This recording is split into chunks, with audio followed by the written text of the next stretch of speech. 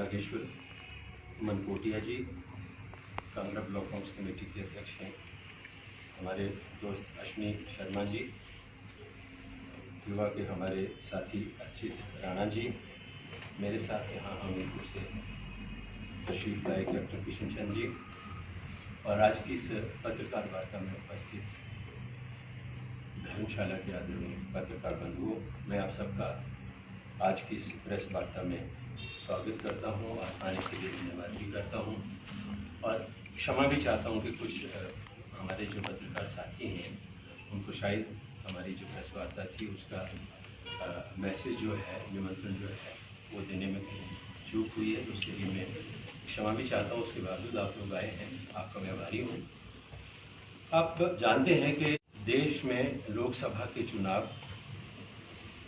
अब मार्च माह में कभी भी घोषित हो सकते हैं, और जैसे जैसे लोकसभा के चुनाव नज़दीक आ रहे हैं वैसे वैसे कई प्रकार के राजनीतिक मुद्दे जो हैं उनको भुनाने का और अलग अलग मुद्दों के ऊपर राजनीति करने का दौर जो है वो देश की राजनीति में शुरू हुआ है। हिमाचल भी उससे अछूता नहीं है। 10 साल पूर्व देश के अंदर बदलाव हुआ और बहुत एक आशाओं के साथ देश के लोगों ने भारतीय जनता पार्टी की सरकार आदरणीय प्रधानमंत्री नरेंद्र मोदी जी के नेतृत्व में बनाई। बहुत सारी बातें 2014 में भाजपा ने, नरेंद्र मोदी जी ने देश के लोगों के समक्ष रखी। बहुत बड़े बड़े बदलाव करने की बात उन्होंने 2014 में भी कही, 2019 के जो लोकसभा के चुनाव हुए उनमें भी कही। राष्ट्रवाद की बातें हुई, भ्रष्टाचार की बातें हुई, किसानों की आमदन दुगनी करने की बात हुई, लोगों को, युवाओं को रोजगार देने की बात हुई, काला धन लाने की बातें हुई, और इस तरह से कई ऐसे मुद्दे थे जिनके ऊपर देश की जनता के जो सेंटीमेंट्स थे उनको एक्सप्लॉइट करके लोगों की एक भावना जो थी उनको एक्सप्लॉइट करके भारतीय जनता पार्टी ने और नरेंद्र मोदी जी ने प्रचंड बहुमत से देश के अंदर 2 बार सरकारें बनाई। अब समय है दोबारा से चुनाव होने जा रहे हैं, तो उन चीज़ों को रिव्यू करने का। भ्रष्टाचार को लेके बहुत बड़ा आंदोलन 2014 के लोकसभा चुनाव से पूर्व देश के अंदर चला, और कई तरह के लोगों का इस्तेमाल भारतीय जनता पार्टी और आरएसएस ने किया, और बहुत प्रचार हुआ कि जो यूपी की सरकार थी उस सरकार में बहुत भ्रष्टाचार था, कई घोटालों का जिक्र हुआ। 10 साल हो गए, जिन घोटालों का जिक्र भारतीय जनता पार्टी के नेता और उस आंदोलन के को लीड करने वाले लोग उस समय करते थे, आज उनकी कोई चर्चा नहीं है, आज उनका कोई जिक्र नहीं है। कितने लोगों को 10 साल के शासनकाल में जो है वो उस सरकार ने कार्रवाई की, कितने लोगों के खिलाफ वो आरोप सिद्ध हुए, ये आज कोई नहीं जानता। वो आज चीज़ें जो है वो पीछे चली गई हैं, गौण हो गई हैं। वो एक लोगों को भ्रमित करने की एक रणनीति थी, उसके तहत उन्होंने उन मुद्दों को उछाला और उनका लाभ लिया और उसके बाद उनको भूल गए।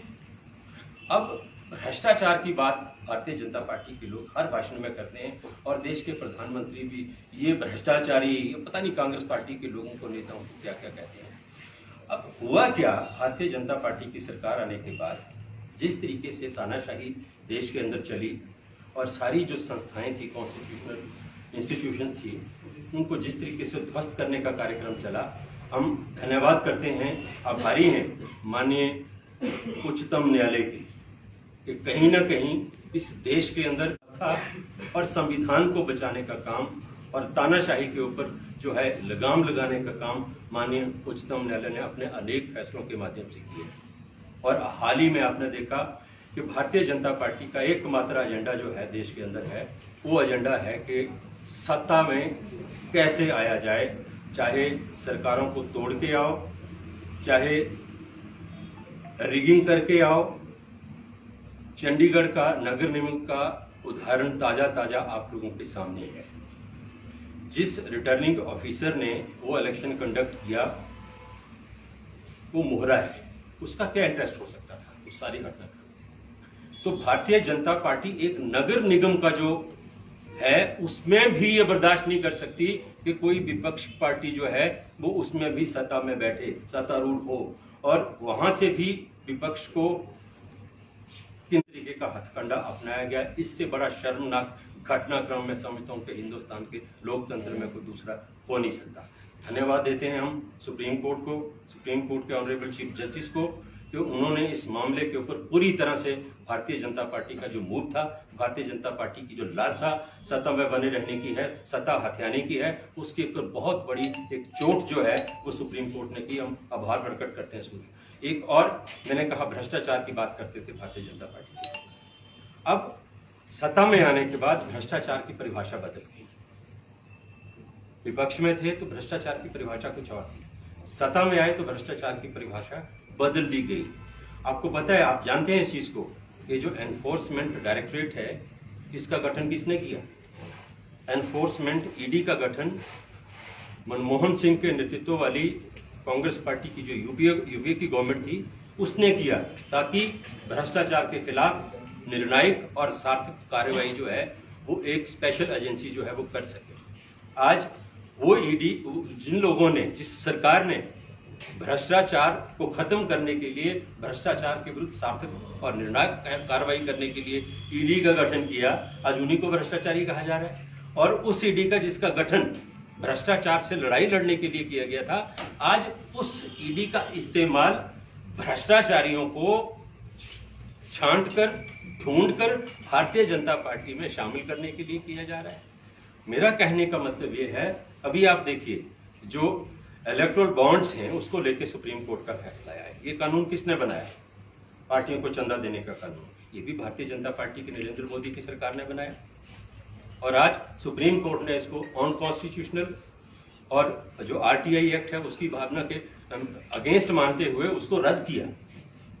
तो और उन बॉन्ड्स के माध्यम से चंदा किसको गया?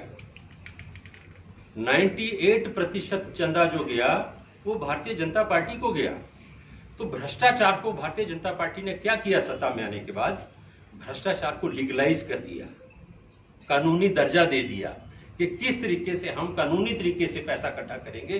तो corruption was legalised bye Bharatiya Janata party government. ये इससे सुप्रीम कोर्ट के फैसले से साबित हो गया। और अब आप देखिए, ईमानदारी की बात करते हैं, छाती पीट पीट के ईमानदार होने के दावे करते हैं। भैया अगर आप ईमानदार हैं तो ये हजारों करोड़ रुपए का चंदा आपको कहां से आया, किसने दिया, और ये कौन सा धन है, और आप इसको छुपा क्यों रहे हैं, बताना क्यों नहीं चाहते? सुप्रीम कोर्ट में भी एडवोकेट जनरल जो भारत सरकार के हैं उन्होंने पूरी कोशिश की, पूरी तरीके से इसको लड़ाई को लड़ा कि ये जो मुद्दा है ये खत्म हो जाए और सुप्रीम कोर्ट इसके ऊपर कोई इस तरह का निर्णय ना ले सके, बचाव करने की कोशिश की। तो आप भ्रष्टाचार के इस पैसे को क्या संज्ञा देंगे आप? आज भारतीय जनता पार्टी पूरे देश के अंदर 5 स्टार और 7 स्टार होटल जो हैं उनके लेवल के कार्यालय बना रही है। आपके यहां भी बने होंगे। देश जानना चाहता है कि जिन पैसों से, जिस धन से आप ये हजारों करोड़ रुपए के अपने कार्यालय 5 स्टार होटल के लेवल के बना रहे हैं, ये धन आपके पास कहां से आया? ये कौन सी फैक्ट्री में छपते हैं नोट? मेरा कहने का मतलब यह है कि भारतीय जनता पार्टी ने अपने शासनकाल में 10 वर्ष का जो शासनकाल हुआ, इसमें जो काम किया वो किया राम राम जपना और सारा माल अपना। इस नीति के ऊपर भारतीय जनता पार्टी की सरकारें जो हैं वो काम करती रही हैं। भारतीय जनता पार्टी के नेताओं को ना लोकतंत्र में विश्वास है, न प्रजातंत्र में विश्वास है, न देश की जो संस्थाएं हैं उनमें विश्वास है, और यहां तक कि भारतीय जनता पार्टी के नेताओं को, शीर्ष नेतृत्व को, जो अदालतें हैं, जजेस हैं, उनके ऊपर भी विश्वास नहीं है। उसका मैं उदाहरण दे रहा हूं आपको। सुप्रीम कोर्ट ने इलेक्शन कमिश्नर की, चीफ इलेक्शन कमिश्नर की, और जो इलेक्शन कमिश्नर दूसरे नियुक्त होते हैं उनकी सिलेक्शन के लिए एक पैनल बनाने का एक डायरेक्शन दिया, जिसमें प्रधानमंत्री, leader of opposition and chief justice of India, ये 3 लोग होंगे। लेकिन भारतीय जनता पार्टी की सरकार को वो गवारा नहीं गुजरा, उनको चीफ जस्टिस के ऊपर विश्वास नहीं है। कानून बनाया गया सुप्रीम कोर्ट की इस डायरेक्शन, इस आदेश को रद्द करने के लिए पार्लियामेंट में कानून नए सिरे से बनाया गया, जिसमें चीफ जस्टिस को उससे बाहर किया गया। तो जानना चाहते हैं देश के लोग, कांग्रेस पार्टी ये जानना चाहती है कि आपने किस वजह से, जो सुप्रीम कोर्ट की डायरेक्शन थी, सुप्रीम कोर्ट का आदेश था, जिसके मुताबिक इलेक्शन कमिश्नर की सिलेक्शन का जो पैनल था, उसमें प्रधानमंत्री, लीडर ऑफ अपोजिशन के साथ चीफ जस्टिस ऑफ इंडिया जो था, उनके पैनल ने उसको सिलेक्ट करना था। तो आपने किन कारणों से चीफ जस्टिस को उससे बाहर किया? क्यों आपको चीफ जस्टिस के ऊपर विश्वास नहीं है, देश के मुख्य न्यायाधीश के ऊपर, या आप अपनी मर्जी का चुनाव आयुक्त नियुक्त करना चाहते हैं, इस वजह से आप लोगों ने जो है वो उसमें नया कानून बना के जो है सुप्रीम कोर्ट के उस फैसले को सुप्रसीद किया? मेरा कहने का मतलब ये है कि भारतीय जनता पार्टी के नेता और भारतीय जनता पार्टी के लोग सिर्फ एक लक्ष्य लेके चले हैं, संविधान खत्म हो जाए, न्याय प्रक्रिया प्रभावित हो जाए, खत्म हो जाए, अदालतें हो ना हो, नरेंद्र मोदी रहने चाहिए, भारतीय जनता पार्टी रहनी चाहिए, इनके हाथ में सत्ता होनी चाहिए, यही सत्ताधारी होने चाहिए। इसी नीति के ऊपर भारतीय जनता पार्टी देश के अंदर जो है वो काम कर रही है। अब मैं आऊंगा हिमाचल प्रदेश के ऊपर।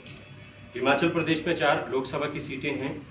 तो यहाँ भी अभी आपके यहाँ जेपी नड्डा जी आए थे, कोई अभिनंदन समारोह के नाम से मैं बैनर्स देख रहा था लगे हुए हैं। अब वो अभिनंदन किस बात के लिए उनका किया गया? अभिनंदन तो तब होता है कोई नई उपलब्धि लेकर कोई आदमी अगर आता है, कोई या कोई प्रदेश के लिए कुछ लेके आए होते, वो आपदा आई थी पीछे बहुत बड़ी प्रदेश के अंदर, तो कोई राहत पैकेज लेके आते तो अभिनंदन हम भी करते शायद उनका।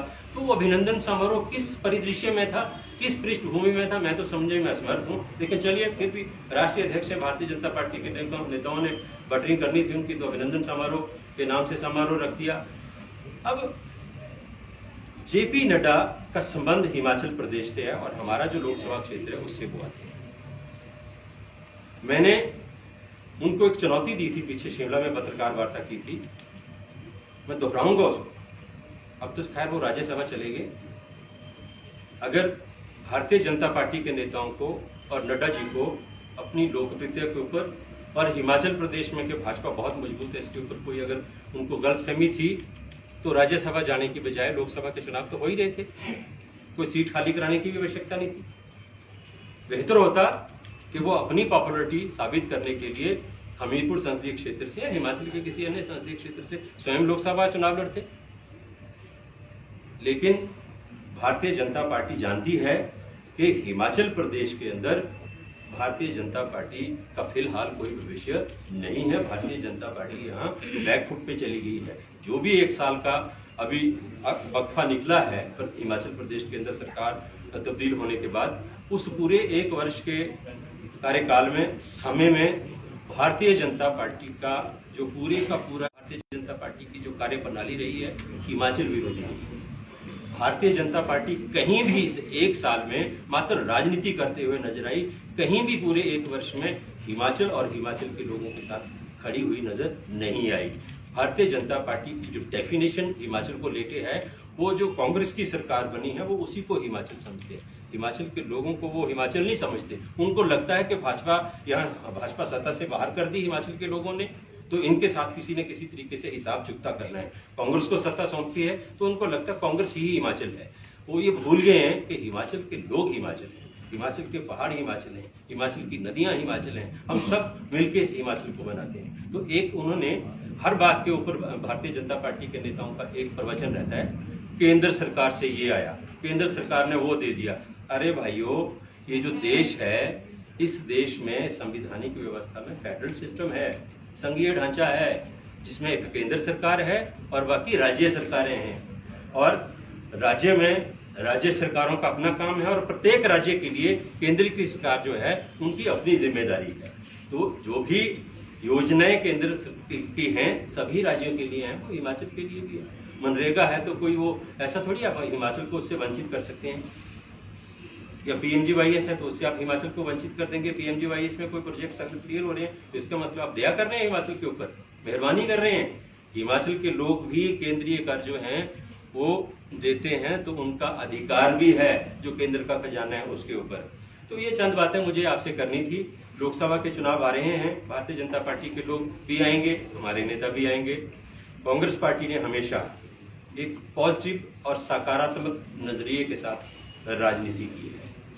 भारतीय जनता पार्टी के नेता जब भी आते हैं, इनका शिखर का नेता हो कोई, चाहे छोटा कार्यकर्ता, ये हमेशा विपक्ष के जो लोग हैं उनके प्रति अपमानजनक, आपत्तिजनक और अभद्र भाषा का और शब्दों का इस्तेमाल करने की राजनीति करते हैं। हम देश के प्रत्येक नेता का, चाहे वो प्रधानमंत्री हैं, चाहे वो दूसरे भारतीय जनता पार्टी के नेता हैं, नड्डा जी हैं, जयराम जी हैं, अनुराग जी हैं, हम सबका सम्मान करते हैं, आदर करते हैं, मान करते हैं। विचारों की लड़ाई है, उसको पूरी मजबूती के साथ कांग्रेस पार्टी लड़ेगी। और मैं आपसे कहना चाहता हूं कि अभी जो बजट माननीय मुख्यमंत्री ने प्रस्तुत किया है हिमाचल प्रदेश का, उस बजट की सबसे बड़ी जो खूबसूरत चीज है, आप सहमत होंगे मेरे से कि हमारे प्रदेश की और देश की 90% जो जनता है ग्रामीण क्षेत्रों में रहती है और कृषि, बागवानी, पशुपालन, ये जो चीजें हैं इनके ऊपर निर्भर करती है। तो मुख्यमंत्री ने अपने बजट में किसानों के ऊपर, बागवानों के ऊपर और जो पशुपालक हैं उनके ऊपर फोकस किया है।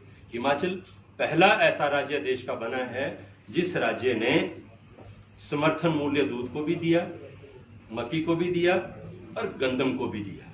प्रथम राज्य पूरे देश में हिमाचल प्रदेश इस बजट सेशन में जो है इस घोषणा के साथ बना है। तो और अगर हम किसानों को मजबूत करेंगे, किसानों की आय दुगनी करने की बात तो करते थे नरेंद्र मोदी, अब किसान तो सड़कों पे हैं,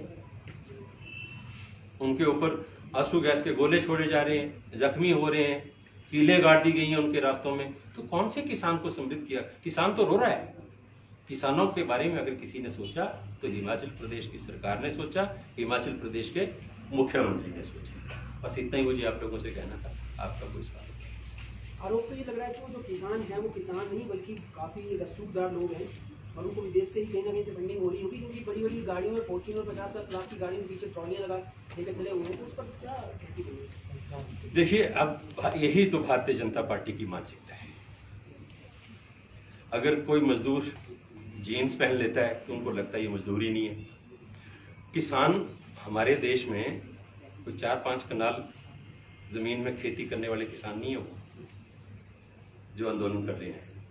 उत्तर प्रदेश में, हरियाणा में, बिहार में, पंजाब में कई सौ एकड़ जमीनों के मालिक किसान है। वो उनके पास फॉर्च्यूनर्स भी हैं, उनके पास सब कुछ है और उन्होंने वो खेती बाड़ी करके कमाया है। तो भारतीय जनता पार्टी की यही तो मानसिकता है कि किसान गाड़ी में क्यों घूम रहा है, ये तो किसान ही नहीं है।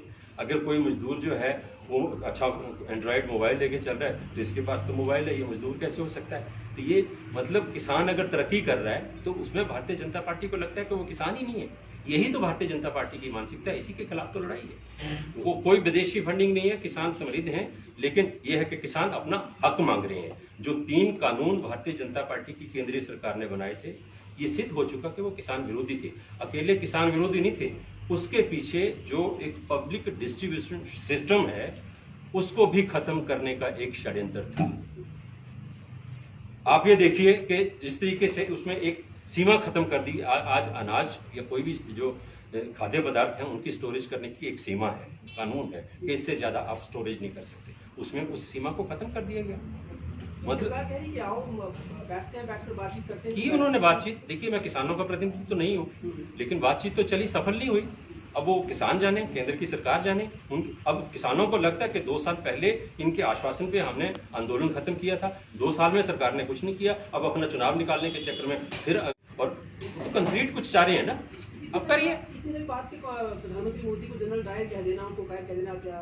देखिए, अगर आप आंदोलन कर रहे किसानों के ऊपर बुलेट चलाएंगे, आंसू गैस के गोले छोड़ेंगे, उनके ऊपर लाठियां बरसाएंगे, तो जनरल डायर नहीं कहेंगे और क्या कहेंगे? आप एक लोकतांत्रिक अधिकार, आप अगर दिल्ली में प्रदर्शन कर सकते हैं 2014 में लगातार, तो क्या किसानों को अपनी मांगों के हक में या दूसरे जो समाज के तबके हैं उनको अपनी जो मांगे हैं उनके हक में आवाज उठाने का हक नहीं है? आप दिल्ली जाने से क्यों रोक रहे हैं? क्यों डर रहे हैं आप? इसलिए कि किसान दिल्ली न पहुंचे। क्या डर है आपको? आप जाने दीजिए उनको दिल्ली, करने दीजिए आंदोलन। अगर कोई आंदोलन में गड़बड़ करेगा, आपके पास तमाम कानून है। आप तो बिना किसी अपराध के भी लोगों को अंदर दे रहे हैं। अगर कोई किसान मानो कोई ऐसा आपको डर है कि दिल्ली में पहुंचेंगे तो पता नहीं क्या कर रहे हैं, या तो देशवासी हैं। उनको भी देश से प्यार है। ये हमारे देश की जो इकोनॉमी है ये एग्रीकल्चर बेस्ड है, और जो इस इकोनॉमी को आधार देने वाले लोग हैं, आप उनकी बात नहीं मान रहे, आप उनकी बात नहीं सुन रहे, उनको आप राजधानी में जाने नहीं दे रहे। प्रदेश की बात करें तो प्रदेश में ये आरोप लग रहा है कि भैया आप कर्ज ले रहे हैं और साथ ही साथ जो मित्रों की सरकार चला रहे हैं, प्रदेश का कोई ख्याल नहीं रख रहे हैं। बजट में जो आपने प्रावधान किया, बजट में जो घोषणाएं की हैं, वो तो सब के सब टीए तमाम सारी चीजों को मिलाकर, वेतन मिलाकर कर्मचारियों को चल जाएगा, डेवलपमेंट के लिए काम नहीं होगा। नहीं, ऐसा कुछ नहीं है कि डेवलपमेंट के लिए काम नहीं होगा। और कर्जे की जहां तक बात है, ये अच्छा सवाल है आपका। मुझे ये बताएं कि जो प्रदेश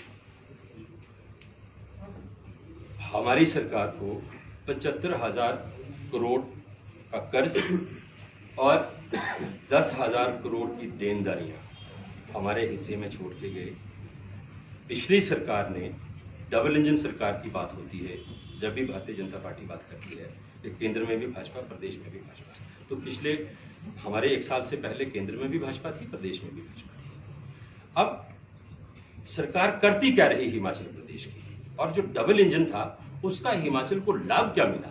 लगातार हिमाचल प्रदेश जो है वो कर्ज के बोझ के नीचे दबता चला जा रहा है। कारण उसका यह है कि हमारे आमदन के साधन उतने नहीं है जितने हमारे खर्चे। उतना रेवेन्यू जनरेट हिमाचल में हमारे पास है क्या?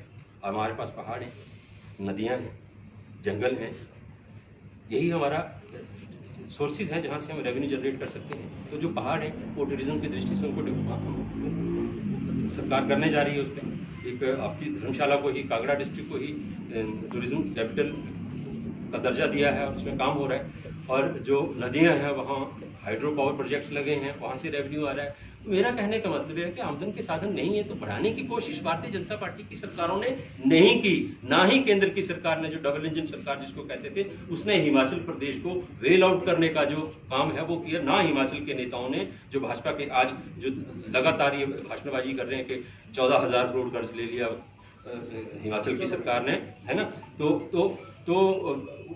वो लोग यही करते रहे अपनी सरकार में। उन्होंने क्यों इस मसले को हल नहीं किया? क्यों प्रदेश की आर्थिक स्थिति को मजबूत करने के लिए काम नहीं किया? हमारी सरकार और मुख्यमंत्री ये लगातार प्रयास कर रहे हैं कि नए नए क्षेत्र खोजे जाएं जहां से रेवेन्यू जनरेट हो सके, आमदन के साधन बढ़ सकें। और उन्होंने इस वचनबद्धता को अपने बजट में भी दोहराया है कि हम आत्मनिर्भर हिमाचल बनाने जा रहे हैं। और आज तो कोई चारा ही नहीं है। आज तो एकदम से तो आप कहां से लाएंगे पैसा? जब तक आप सोर्सेज जनरेट नहीं करेंगे तो आज तो ऐसी स्थिति है, कोई चारा ही नहीं था हमारी सरकार के पास कर्ज लेने के अलावा। तो उस मजबूरी में यह कर्ज लिया गया। लेकिन आने वाले समय में ये जो कर्ज लेने की प्रथा है, इसको खत्म करने की दृष्टि से ही आत्मनिर्भर हिमाचल की तरफ जो है कदम मुख्यमंत्री और हमारी सरकार बढ़ा रही है।